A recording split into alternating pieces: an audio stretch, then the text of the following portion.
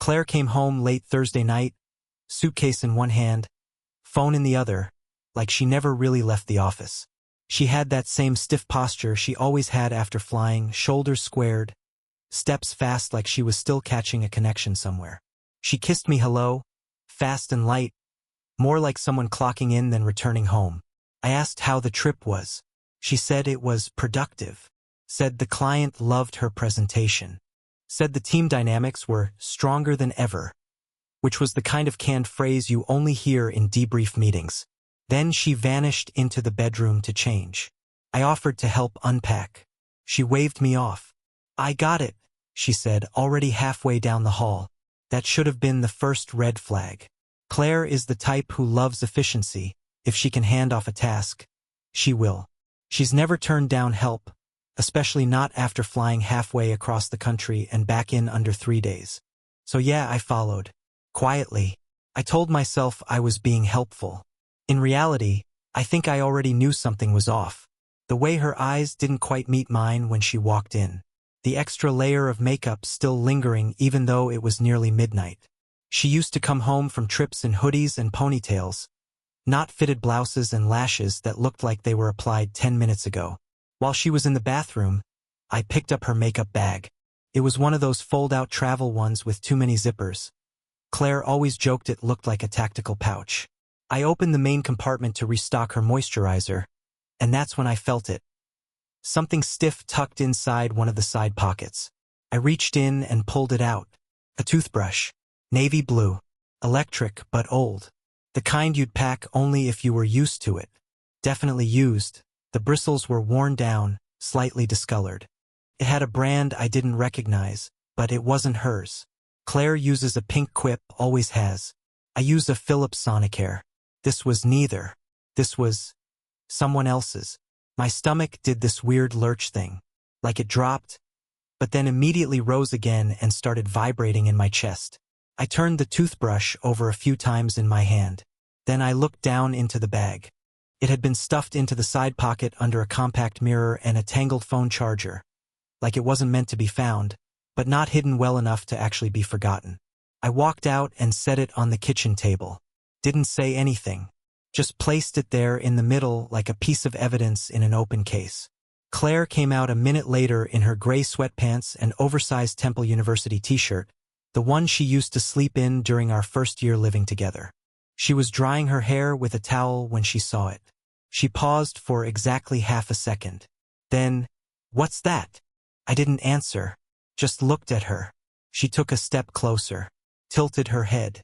"Oh, that must have been from the hotel," she said, voice casual. "Or the airline. You know how they give you those little kits in business class. Maybe it slipped in." Her tone was so smooth it pissed me off. No hesitation, like she'd said it a dozen times in front of a mirror. But there were too many problems with that excuse. For one, it wasn't wrapped. Airlines hand out brand new travel kits, not half-used electric toothbrushes with faded bristles. And hotels? No way. Hotels don't hand out electric anything unless you call down and ask for it. And even then, they'd bring you some disposable plastic travel toothbrush in a crinkled plastic sleeve. But I didn't say any of that. I just nodded slowly. "Huh." She looked at me, reading my expression. I think she expected a fight, or some kind of meltdown, but all I did was look down at the toothbrush again. She shifted gears immediately. "You're not seriously thinking I brought someone else's toothbrush back, are you?" Her voice carried that edge now, the one she saves for when she's pretending to be offended. "Are we really doing this, Eli?" I didn't answer. That was the part that scared her, the silence. I watched the color in her cheeks change, just slightly. "Okay," she scoffed, walking past me. "Whatever. If you want to be suspicious about some random hotel toothbrush, be my guest. I'm going to bed." I heard her pull the bedroom door shut. Not slam, but harder than usual. A tiny exclamation point at the end of a fake sentence. I stood there for a long time just looking at the damn thing. Not because I needed more proof, but because of what it symbolized. She had walked in carrying someone else's trace. She knew it. And when caught, she didn't panic. She didn't apologize. She didn't explain. She tried to make me feel paranoid. And that's when it hit me. Claire wasn't afraid because she didn't think I'd do anything. She thought I'd swallow my suspicion like I always had, that I'd doubt myself instead of her, that I'd bend over backward to avoid a confrontation, to keep the peace. She thought I'd choose comfort over clarity. Again, because that's how she trained me. I sat down at the table, toothbrush still in front of me, and suddenly I couldn't stop the memories from flooding in. Tiny moments, little things I'd brushed off in the past, things that suddenly clicked into place. The business trips that got longer, the gym bags she started leaving in her trunk, the late-night showers, the do not disturb mode always on her phone, the shift from calling me babe to hey, the way she'd look just past my shoulder when I talked, the sudden silence when I walked into the room while she was texting. I'd noticed it all, and I'd let it go. Not anymore. That night, she went to sleep like nothing had happened. I stayed awake. I didn't touch the toothbrush again. I didn't need to, because I had something better now. Certainty. After the toothbrush incident, things didn't erupt the way they do in the movies. No shouting match. No dramatic confession. No tears. Claire acted like it never happened. She went back to her routines, AirPods in while unloading the dishwasher, iced coffee every morning, yoga mat rolled up by the door. But I noticed she stopped leaving her bag in the hallway, started zipping it up all the way, started shutting doors behind her. That's when the rewind started in my head. A slow, brutal unraveling of the past year. It was like my brain flipped a switch and suddenly every small, nagging moment that I once shrugged off had a new meaning. Everything I'd explained away now played like foreshadowing. Like the cologne. That was 6 months ago. I remember it clearly because it was the same week my brother came to visit. Claire offered to pick him up from the train station, even though I was already on my way. She insisted, said it would give them time to catch up, which I thought was sweet. But when they got back, I noticed her car smelled like someone had poured a bottle of designer cologne on the seat. Spicy, woodsy, not cheap Dr. store stuff. New air freshener? I asked. She laughed. Oh God, no. I gave this guy a ride from the airport last week. Total cologne overload. It won't come out. I bought it. Why wouldn't I? Claire was always doing things like that. Helping people, giving rides, chatting with strangers in coffee shops. It was part of what I loved about her. Now I realize she lied without flinching. Or the time she came home with her shirt inside out, a little white blouse with one side bunched at the shoulder seam. I pointed it out, made a dumb joke like, long day. She glanced down, fixed it, then said, ugh. I changed in the car after hot yoga. It's gross. Don't judge me. She was laughing. I laughed too. But here's the thing. Claire hated changing clothes in her car.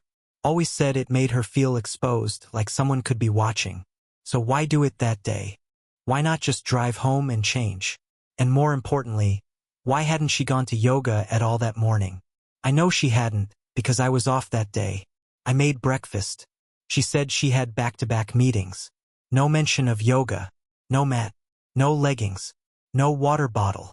So where had she been? And then there were the texts. Or the lack of them. Claire used to text me all day. Dumb memes, *TS of tweets. Photos of what she was eating. She once sent me a picture of a pigeon staring at her through a sandwich shop window with the caption, "He knows what I did." I laughed for 5 minutes. But about 4 months ago, the texts got sterile, delayed, polite, more on my way than thinking of you, more meeting ran long than miss you. I chalked it up to stress, new clients, bigger accounts, and she said she was trying to set better boundaries around phone use.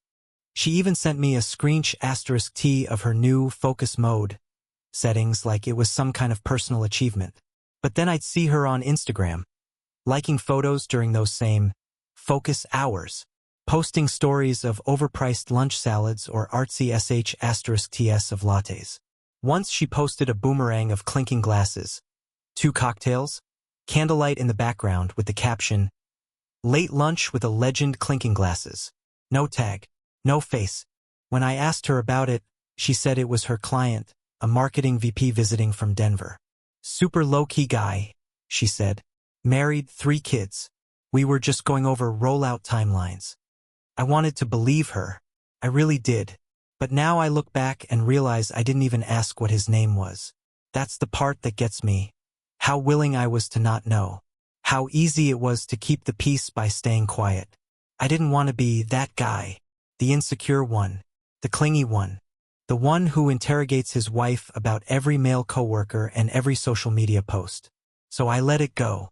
Again and again. Until I didn't. The big shift came in subtle ways. She started dressing up on days she used to work from home. Heels. Jewelry. Lipstick. I'd make a dumb comment like, "Who's the lucky client?" And she'd smile and say, "I just feel better when I look put together." One morning, she wore this tight navy dress I hadn't seen before. Looked incredible in it, honestly. But it was 8 a.m. And she said she had a Zoom call. Full glam for a video call? I asked. She smirked. You never know when they'll want to switch to in-person. I didn't know it at the time, but that dress would show up again later. In a place she claimed she'd never been. Then there was the yoga friend.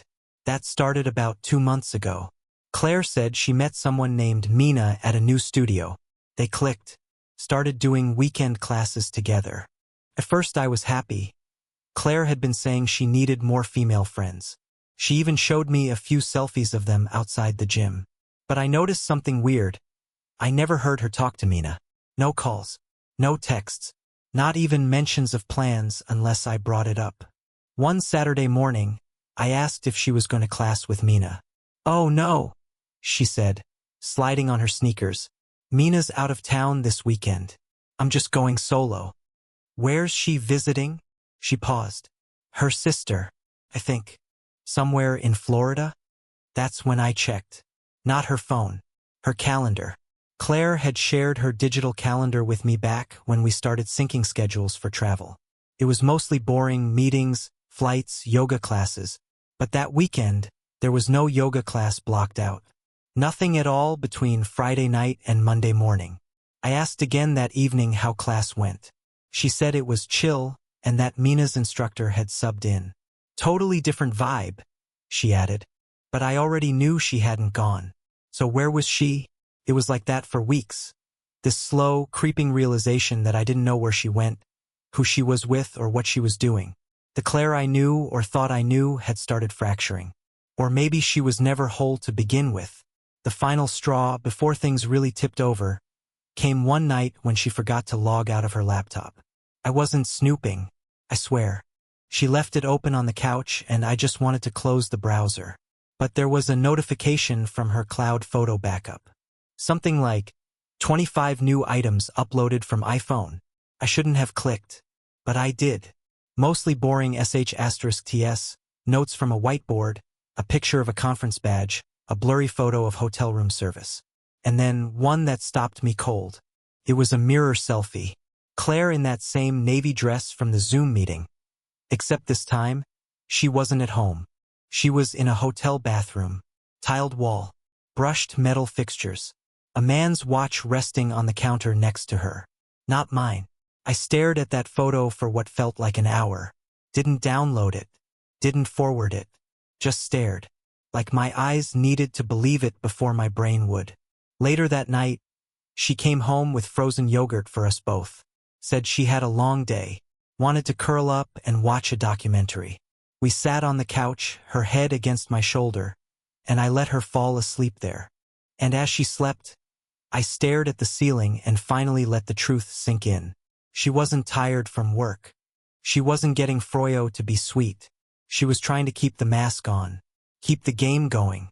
Stay one step ahead of my suspicion. But she'd slipped. The cracks were showing. And this time I wasn't looking away. I didn't find out the truth by checking her phone or hiring someone to follow her. It didn't come from a dramatic confrontation or a forgotten email thread. It came on a random Tuesday afternoon, in a cafe I'd never been to before, because it was raining harder than expected and I didn't feel like walking back to the office soaked and annoyed. The place was small, too small for background noise to blur conversations. No music, just the hiss of the espresso machine and the sound of rain tapping against the windows. I took the last open table near the back wall, ordered a black coffee I didn't really want, and pulled my phone out to return a call. That's when I heard her name. Not whispered, not cautiously, just said casually like it belonged in the air. "Did you see Claire in Austin?" One of the guys at the table next to me said, leaning back in his chair. Man, she didn't even pretend to hide it. My brain froze before my body did. I didn't move, didn't turn, didn't breathe too deeply. I just listened. "Yeah," the other guy laughed. "With Eddie? I mean, come on. They didn't even bother booking separate rooms." My hand tightened around my phone. Austin. 3 weeks ago. The team alignment retreat. The one she'd posted about nonstop wine glasses, Skyline SH*TS, motivational captions about collaboration and growth. The one she came home from exhausted and glowing. "And the bar?" the first guy continued. She was all over him, like high school level obvious. Didn't care who saw. The other one snorted. "I heard they took a morning walk together. Walked out of the hotel like a couple. No shame at all." I knew that name. Eddie. She'd mentioned him once or twice over the past year. Always dismissively. Always with a tone that suggested boredom. "Eddie's harmless," she'd said. "Total numbers guy. Zero personality." She once called him the human version of a spreadsheet. I didn't know what Eddie looked like, but I knew exactly who he was now. My coffee arrived. I didn't touch it. They kept talking, unaware that every word was dismantling a life I'd spent years building. "I mean, good for her," one of them said. "If she's gonna do it, at least she picked someone competent." "Eddie's solid." "Still married, though," the other replied. "Kind of messy." They laughed. I didn't finish my call. Didn't look at my screen again. I sat there until their conversation drifted to something else. Budgets, deadlines, office politics, and only then did I stand up and leave. I didn't feel rage. That came later. What I felt in that moment was something colder. Something heavier. Like doubt had finally been removed from my system. No more wondering. No more connecting dots. No more late-night ceiling staring. I had names. I had locations. I had confirmation that this wasn't a misunderstanding or a single lapse in judgment. This wasn't a flirtation that went too far. This was a parallel life she'd been living comfortably, confidently. Assuming I was too passive, too trusting, too predictable to ever find out.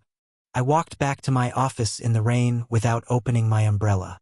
Let my shirt soak through. Let the cold hit my skin. I wanted to feel something. At my desk, I didn't cry. I didn't shake. I opened a new folder on my computer and labeled it with her name. That was it. No confrontation. No dramatic reveal. I didn't text her. Didn't call. Didn't even check her location. Because once the truth landed, it didn't need chasing. It just needed handling. That night, she came home smiling. Told me about her day. Asked what I wanted for dinner. Complained about traffic. Sat across from me at the table, eating like nothing in the world had shifted. I watched her hands as she talked. Noticed the way she gestured when she was excited. The way she laughed before she finished sentences. I realized something then. She wasn't nervous. She thought she was safe. And that made everything very, very clear. She posted a photo of the skyline first. Captioned, "Grateful for this view and this team. Growth isn't always linear, but it's always worth it." There was a wine glass in her hand, a hotel balcony in the background, and a blurred figure in the reflection. Not clearly visible, but I knew who it was. I didn't need more. While she was collecting likes from coworkers and wine moms she barely talked to, I was sitting in my home office with 3 browser tabs open.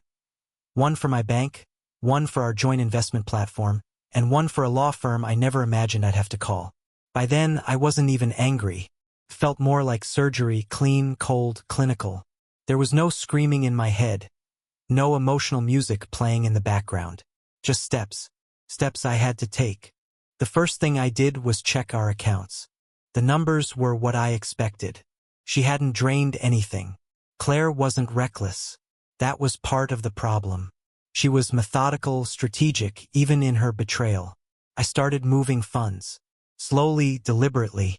My personal savings, stocks I had brought into the marriage, my portion of a joint investment account I could legally withdraw without her signature. I transferred them into a separate trust account I had opened months earlier, back when something in my gut whispered prepare even though my heart still said trust her. Next, I changed passwords. Bank, email, cloud storage. Anything that had both our names or might give her access to my documents. I updated my two-factor authentication, swapped out security questions, disabled auto-login. I didn't want her getting curious and logging in by accident. Then I did something I never thought I would. I called my brother. He's an estate attorney. Quiet guy. Good listener. The last time I'd cried in front of anyone, it was him years ago at our mother's funeral. I told him I needed advice. Told him it was sensitive. He cleared his schedule that afternoon. I didn't give details. Just enough. There's infidelity. I have proof. I want to separate cleanly with control. I don't want a scene. I want a plan. He asked questions. Walked me through next steps. Suggested a local divorce specialist. Someone discreet, smart, not flashy. She knows how to file without headlines. I wrote the name down. Called her. Got an appointment for the next morning. While Claire was in Austin, or wherever they were at that point, I sat in front of an attorney who looked like she could disassemble a tank with a pen and said, I don't want revenge. I want distance. Legal, financial, and emotional. She nodded like she'd heard that exact sentence before. Probably had. We talked assets, timing, how to document what I knew. She asked if I had anything that tied her to someone else. I showed her the photo from the hotel mirror, the screenshot *TS from her Instagram stories, and the name, Eddie. Her brows barely moved. Good start, she said. We'll stay quiet for now. No accusations. Just file for emotional abandonment and preserve your rights. Emotional abandonment. That term stuck with me. Not infidelity. Not adultery. Just absence. She'd left even while she was still here. Emotionally, she had exited our life together long before I heard her name spoken by strangers. That night, while she posted another story, a charcuterie board and a sunset captioned "Work can be beautiful." I was scanning PDFs of our mortgage, prenup addendums, and old tax returns. I found hotel receipts, including one she'd used her rewards account for. Funny how people forget that loyalty programs track everything. I archived the data, labeled it, dated it. I even contacted the hotel, posing as her assistant. Said I was helping my boss organize trip expenses. Got confirmation of the room reservation. Double occupancy. I saved the email. Attached it to the folder I had started on my desktop, the same folder I once used to store anniversary trip ideas. By the third day of her retreat, I had locked down everything that had once made us us. The accounts, the paperwork, the passwords, even the garage keypad code. She texted me that evening, "Miss you. This city's so pretty. Can't wait to show you someday." Someday. Not soon. Not when I get back. Someday like I was an afterthought. Like we were something to circle back to when life slowed down. When she was done living the version of life that didn't include me. I didn't respond. Instead, I turned off the lights in the office, sat on the couch, and stared at nothing for a long time. It hit me then, not just that she had betrayed me, but that I had already grieved the person I used to know. That woman, the one who sent pigeon memes and danced barefoot in our kitchen at midnight. She was gone. Replaced by someone I didn't recognize. And maybe that's why I wasn't falling apart. Because she already had. She just did it quietly while I wasn't looking. Claire returned from her retreat 2 days later, just before noon on a Saturday. She breezed in like it was any other day, like nothing had changed, like the life she was walking back into hadn't already shifted beneath her. She set her suitcase down by the stairs. I watched from the kitchen, pretending to scroll through my phone. Her eyes met mine briefly. She smiled. "Hey babe, I brought you that chocolate from the airport you like." I nodded. Didn't speak. She walked over and kissed me lightly on the cheek. The scent of a hotel still clung to her. Floral detergent, dry air, faint perfume that wasn't hers. I didn't flinch. I just let it sit there between us. She started unpacking immediately, opened her laptop, paid some bills, ordered groceries. Moved like someone trying to reestablish normal. Like if she plugged in fast enough, I'd forget she was ever disconnected. She didn't notice anything was wrong. Not at first. Not when her phone buzzed with a low balance alert. Not when the shared expense app showed half the categories missing. Not even when her streaming accounts asked her to log back in. Took exactly 48 hours. She was in a hotel lobby, again, this time on her way to what she said was a client brunch. Somewhere in the city. Somewhere expensive. I don't know if Eddie was there. Didn't care by then. All I know is she tried to pay for her room and the card declined. Twice. She messaged me 10 minutes later. Claire, hey, weird question. Did the bank mess something up? My card got declined, not sure why. I let it sit. She messaged again 10 minutes later. Claire, I just tried another account. Same thing. Can you check if something's going on? Then, more aggressive. Claire, what is happening right now? The app says I've been removed from access. I replied simply, you wanted freedom. Now you have it. That's when the phone calls started. I didn't answer. She didn't come home that night. Probably went to a friend's. Maybe a hotel. Maybe his place. I didn't care. She didn't text again until morning. Claire, this isn't funny, Eli. You froze our accounts? Are you serious right now? No question mark in my mind. She still thought she had leverage. Still believed she could steer the narrative. Guilt me, reason with me, maybe spin it like a misunderstanding. She was wrong. And it only got worse for her from there. By Monday, her backup plan had already started to crumble. She tried going to her sister's place, her usual soft landing zone. They were close. Her sister, Madison, had been the one who'd helped her through grad school stress. The one who threw our engagement party. I always figured if Claire ever got caught, she'd run there first. I wasn't wrong. But this time, when she rang the bell, the door didn't swing open like it used to. Cracked, slowly. And Madison stood there with her arms crossed. She didn't invite Claire in. Didn't smile. Didn't even say hello. Instead, she said 3 quiet words. Dad knows. Call him. Claire's expression, or so I heard, went slack. Not angry. Not indignant. Just stunned. She didn't even ask why. She knew. She knew because the night before, a neat little folder had landed in her father's attorney's inbox. PDF attachments. Timestamps. Screensh *TS. Email headers. An account summary showing recent travel charges, not to work-related destinations, but to boutique hotels known more for discretion than business conferences. Her father had built his career on reputation. Old money. Family trust fund. Controlled distributions. The kind of man who taught his daughters that legacy wasn't something you inherited. It was something you protected. He had always liked me. Maybe even respected me. I kept our issues private. Never once involved him in our arguments. Never hinted that something might be off. So when he received that file from me, concise, professional, emotionless, he didn't respond with outrage. He responded with silence. And then swift action. The trust fund Claire relied on? Frozen. Indefinitely. She hadn't touched it much before. Just the occasional loan for her boutique fitness memberships or last-minute getaways. But she always knew it was there. Her parachute. Her backup. The thing she used to remind me that, in the worst case, she'd always land on her feet. Not anymore. That call to her father? It didn't go well. He didn't yell. He didn't demand an explanation. He simply said, "Your name is under review.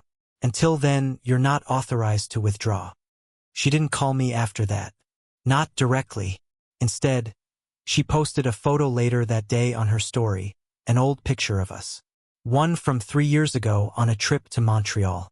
We were standing on a balcony in the snow, holding coffee mugs, both smiling. The caption read, "What does it take to fix something that mattered?" I didn't respond, but I did text Madison. Just 2 words.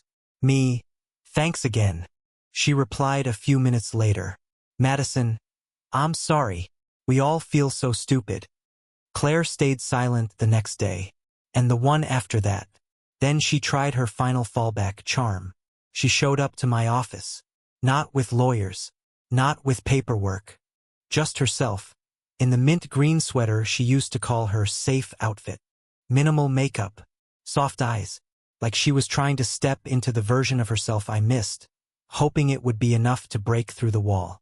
She asked the receptionist if she could see me. I got the notification. I walked out calm, straightened my jacket, asked security to hold a moment. She looked up when I approached, smiled faintly, tucked her hair behind her ear the way she did when she wanted to appear gentle. "Eli," she said quietly, "can we please talk? Just us?" I looked at her, really looked, and for a split second I felt something. Not love, not anger, just familiarity. The way you feel when you pass an old apartment you once lived in. Memory without meaning. "No," I said. "There's nothing left to say." She opened her mouth to respond, but I cut her off. "Tell Eddie this building monitors visitors. That's why I work here." Her breath caught. Tiny hitch. Just for a second. Then she nodded. Stepped back. I gave security the nod. They didn't grab her or rush her. Just walked her out politely. She didn't resist. That's when I knew. She wasn't just losing control. She'd already lost it. And now she was just trying to make the fall softer. But the net was gone. She showed up at my office in that mint sweater she used to wear when she wanted to seem soft, safe, familiar. Her eyes looked tired, rehearsed. She asked to talk, said we needed closure, maybe a reset. I didn't respond with anger. I didn't flinch. I simply gave the front desk a nod. As security approached, I leaned in and whispered, "Tell Eddie this building has cameras. That's why I work here." Her face broke for just a second, like she realized too late that charm no longer worked here. I didn't close the door on her. I just didn't hold it open anymore. Days passed. Then came a text. "I didn't believe you'd actually do this. Not sorry. Just shocked. Like betrayal should have come with immunity." A week later, I received a postcard. Sunset on one side. Her handwriting on the back.